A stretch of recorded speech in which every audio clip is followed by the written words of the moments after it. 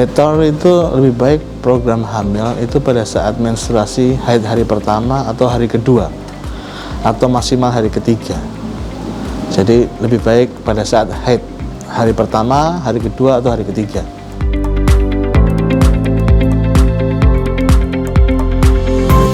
Biasanya setelah SC itu kita kasih waktu minimal 2 tahun setelah SC.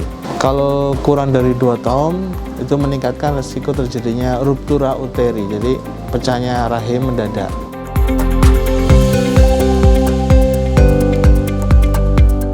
Secara normal bisa hamil kecuali kita kuretnya terlalu agresif sehingga bisa kena Asherman syndrome. Asherman syndrome itu perlengketan dinding rahim sehingga tidak bisa terjadinya implantasi dari embrio.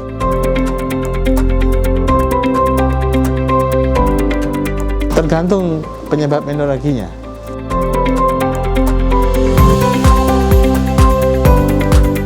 Penyebabnya bisa karena faktor psikis atau faktor organik.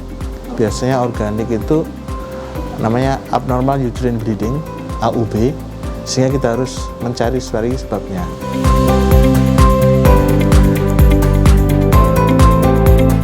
Biasanya setelah kista coklat itu kita terapi dulu dengan obat untuk menekan 1-3 siklus haid untuk menekan terjadinya recurrent kista coklat. Setelah mungkin 3 bulan atau 3 siklus haid bisa hamil lagi.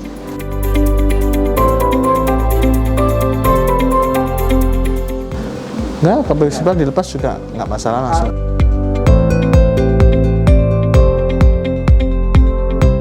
Hormonal yang 3 bulanan, suntikan 3 bulan DMPA itu kita perlu waktu kurang lebih 3-6 bulan untuk mensterilkan kadar dipoprovera di dalam darahnya, di dalam tubuhnya.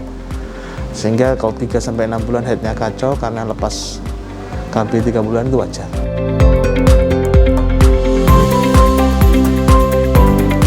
Kalau tidak memakai KB dan ingin hamil selama 6 tahun, itu ya sebaiknya kita cari sebabnya kenapa tidak hamil. Kecuali 6 tahun tidak ingin hamil. Jadi ada katakanlah 6 tahun ingin hamil, tidak hamil, berarti ada sesuatu yang salah. Nah, gitu. Jadi kita cari sebabnya, Mas.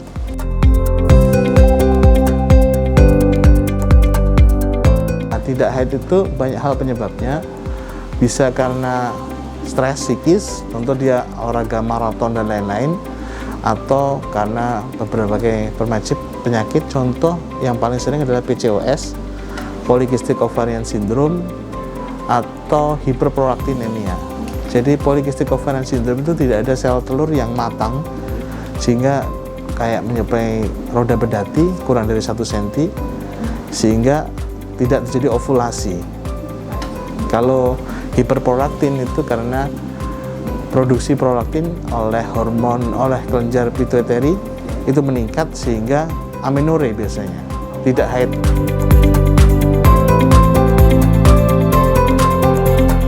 PCOS, saran umum itu adalah kalau memang BMI, body mass index-nya di atas normal, kita harus sebisa mungkin menormalkan BMI, otomatis menurunkan berat badan. Masalahnya turun berat badan itu tidak segampang apa yang diomongkan, sangat sulit turun berat badan, sehingga mungkin dengan terapi obat bisa PCOS. Kalau endometriosis ini penyakit yang gampang-gampang sulitnya karena penyebabnya aslinya tidak ngerti, penyebab pastinya tidak ngerti, sehingga terapinya agak sulit, terapi endometriosis ini.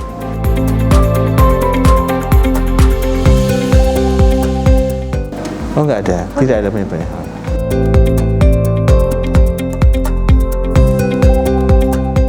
Ovidrel itu HCG, hormon HCG, sehingga kita suntik Ovidrel itu bila tergantung mau inseminasi atau untuk IVF. Untuk IVF biasanya terjadi ovarian pick up.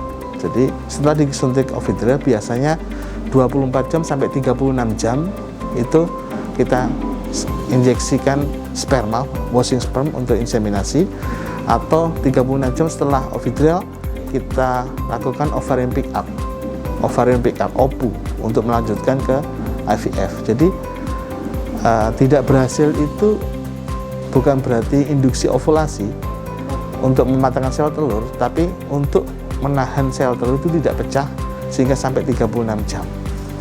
Setelah 36 jam pecah, baru inseminasi. Biasanya seperti kayak gitu.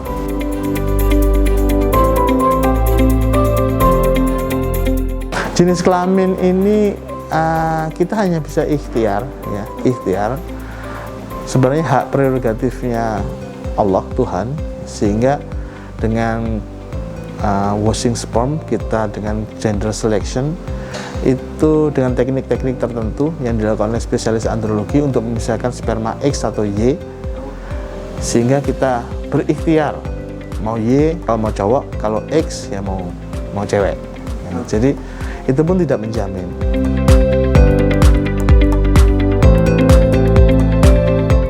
Nggak ada, ya maksudnya 4 sehat 5 sempurna, jangan makan terlalu banyak, berhentilah sebelum kamu kenyang, katanya Rasulullah.